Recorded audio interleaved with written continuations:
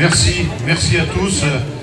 Merci d'être très nombreux, très nombreux.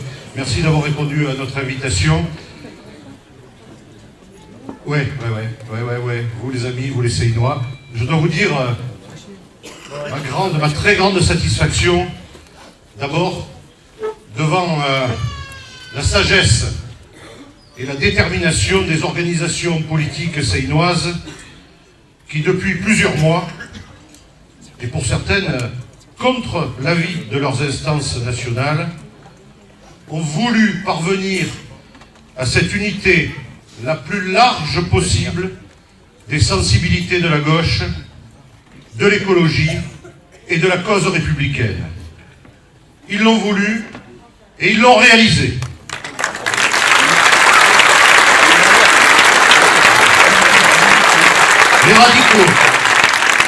Les radicaux sont des nôtres. Les écologistes aussi. Les chevènementistes sont de l'aventure.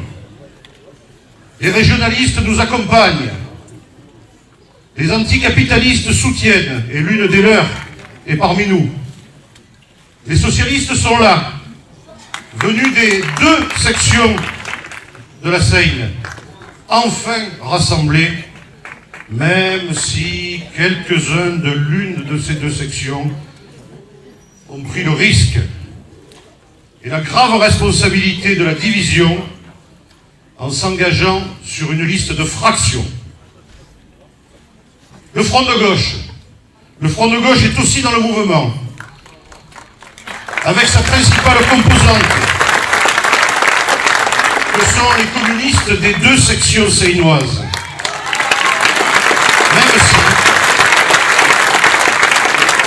Même si, là encore, une petite partie d'entre eux a fait le choix inconsidéré d'une sécession qui ne peut qu'affaiblir leur propre sensibilité. Et le mouvement des jeunes socialistes et celui des jeunes communistes nous apportent leur fraîcheur et leur allant.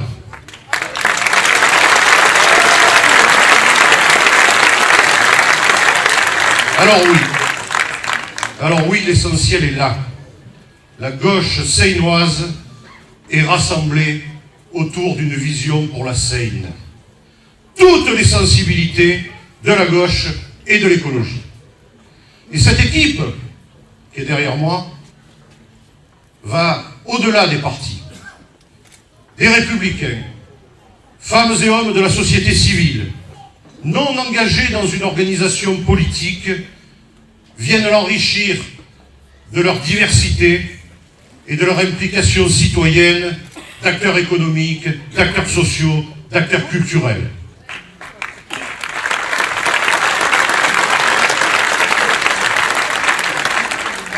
C'est une équipe, vous le voyez, qui est dans la force de l'âge, qui a 52 ans de moyenne d'âge. Le plus jeune a 21 ans, et notre doyen compte 77 printemps.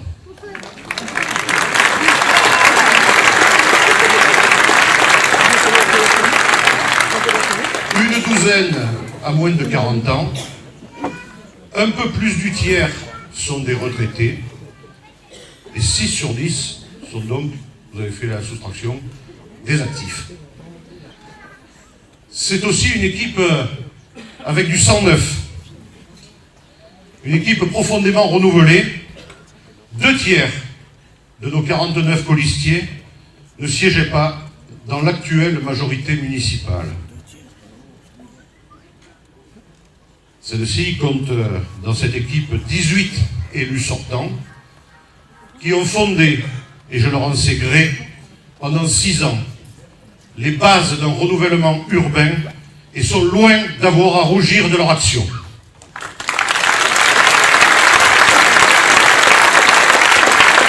Rénovation urbaine, dynamisation économique pour l'emploi, démocratie participative, nouveau PLU pour une urbanisation maîtrisée, stabilisation des finances et gestion de la dette, confortement et développement des services publics, valorisation du patrimoine, préservation des sites littoraux, naturels et agricoles. Voilà autant de missions menées à bien par une équipe municipale qui aura, vous l'aurez peut-être remarqué, été la première, hélas, depuis 30 ans, à ne pas exploser en vol, et dont l'opposition, fair play, a salué encore récemment, lors d'ailleurs du dernier conseil municipal il y a 3 jours, les efforts et l'honnêteté.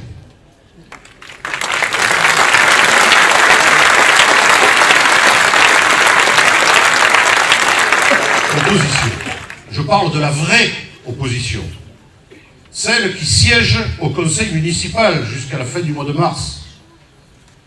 Pas celle aux leaders venus d'ailleurs, divisés, éparpillés, qui s'agitent à coups de viles attaques infondées, de contre-vérités, de dépenses de campagne somptuaires, et qui n'a rien d'autre à proposer que d'atteindre d'inaccessibles étoiles en annonçant de plus vouloir saper les fondements patiemment bâtis du renouveau séinois au mépris de l'indispensable continuité républicaine.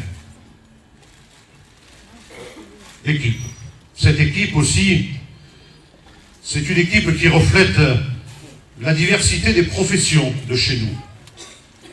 Qu'ils soient en activité ou qu'ils aient fait valoir leur droit à la retraite, les hommes et les femmes qui s'engagent avec moi représentent un joli panel de métiers et de passions. Certains sont des producteurs. Une exploitante agricole côtoie une aquacultrice, marin-pêcheur.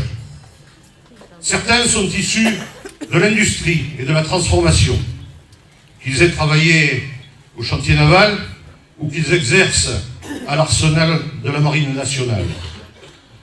Certains sont aménageurs, urbanistes, directeurs de développement du monde du bâtiment et du logement, agents de l'habitat social ou chargés des parcs naturels régionaux.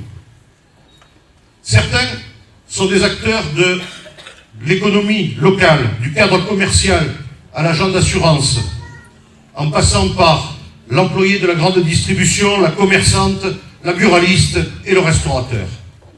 Certains travaillent ou ont travaillé dans les services aux personnes.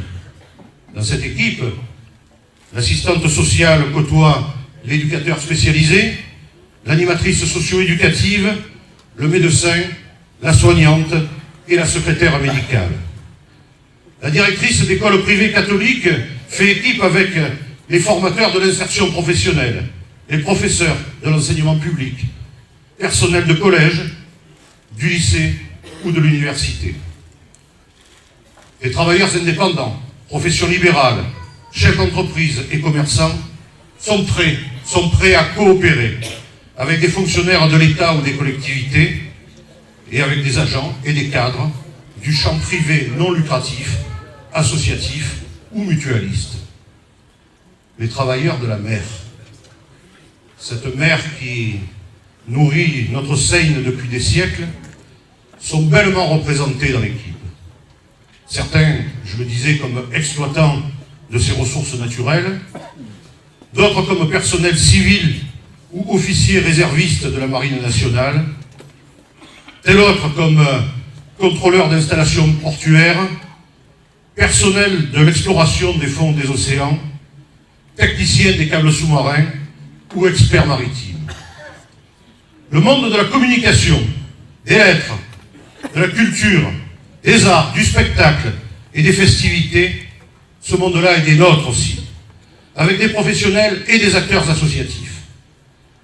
La comédienne et le metteur en scène de métier font équipe avec un journaliste, un responsable de politique culturelle départementale, un chef de service de l'événementiel et plusieurs passionnés, créateurs et administrateurs d'espaces littéraires, culturels et artistiques. Le monde du sport se retrouvera aussi dans cette équipe, qui compte plusieurs anciens sportifs de bon niveau et des dirigeants actuels ou récents de nos clubs locaux séinois de football, de rugby et de handball. Le champ de l'insertion, et de la formation professionnelle. Il est présent aussi. On aura sûrement reconnu des responsables, parfois fondateurs, d'associations d'action sociale et éducative, d'accompagnement de la parentalité, d'aide aux familles, d'insertion des femmes, de la préparation militaire des jeunes volontaires, d'entreprises d'insertion, de restaurants d'insertion. C'est ça la diversité de cette équipe. Beaucoup sont aussi investis dans le mouvement social, comme syndicalistes ou comme responsables d'associations altermondialistes ou comme défenseurs de droits, entre autres le droit à la santé, notamment pour les victimes de l'amiante. Et on sait ce que c'est à la Seine. Dans cette équipe également, tous les quartiers de la Seine sont représentés. Du chemin du fort de Saint-Elme à la colline de Pied-d'Ardan, de la pointe de Balaguier au quartier Brémond en bordure de Sifour. Certains habitent dans des quartiers collinaires, Donicarde, Quatre-Moulins, les Restanques, les Hauts de Tamaris, les Sablettes, les Plaines, Janas, les Moulières, les Vescas, autant de lieux que nos adversaires vont apprendre à connaître. D'autres vivent dans le cœur historique de la Seine et d'autres résident dans les quartiers populaires de Berthe, du Mont des Oiseaux, de Vignelongue ou de la Rouve.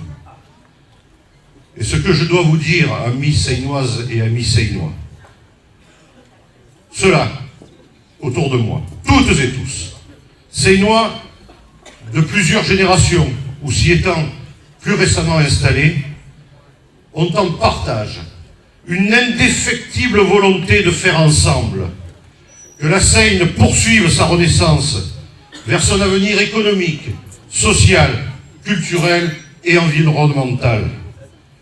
Que les fondations de son aménagement raisonné et durable soient confortées, répondant à la fois aux besoins cruels de logement et à la préservation de la qualité de vie des quartiers. Que s'ouvre, au terme de la rénovation de Berthe, une sorte de saison 2 de la réhabilitation urbaine seinoise, afin que son cœur historique connaisse à son tour une redynamisation globale. Que perdurent et s'améliorent ces services publics, garants en ces temps de dure crise, de minoration des inégalités criantes qui s'accroissent. Que ces valeurs retrouvées de combat au service de l'intérêt général y restent ancrées. Que sa structure budgétaire et financière soit durablement stabilisée. Que son patrimoine historique, maritime, portuaire, naturel, industriel, de recherche, de technologie, de développement, que ce patrimoine continue à servir de socle à son économie et à son emploi, première garantie de la sécurité. Bref, que se poursuive ce renouveau républicain avec une heureuse démarche de démocratie participative accrue.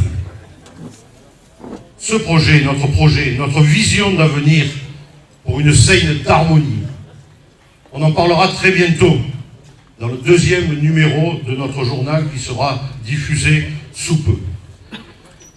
Ce projet il fera aussi l'objet d'un temps fort lors d'une future réunion publique, comme celle de ce soir, à laquelle je vous convie d'ores et déjà à la Bourse du Travail le 20 mars prochain.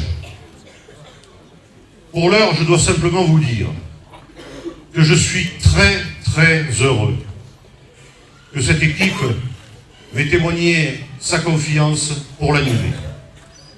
Je suis fier d'être le premier d'une liste qui est une sorte de miroir vivant dans lequel se reflètent les diversités et les richesses de toute la Seine républicaine. Une équipe de gens d'ici, honnêtes, désintéressés, respectueux, travailleurs, coopérants. Alors oui, vraiment, amis seinoises et amis seinois, aujourd'hui, demain, ensemble, vous pouvez compter sur nous pour que vive la Seine républicaine.